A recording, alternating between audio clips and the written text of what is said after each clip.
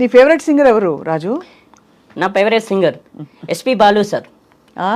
అందరికీ అంటే చూడండి మేడం, మామూలుగా నేను ఆయన నా చిన్నప్పుడే కలవాలనుకున్నా 1994లో అనుకున్నాను మేడం.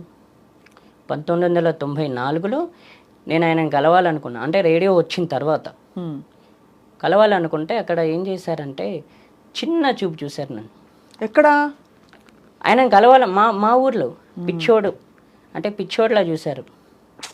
ఆ టైంలో కలవాలనుకున్న పాపానికి ఆ రోజు నన్ను పిచ్చోడ్లా చూశారు అందరూ.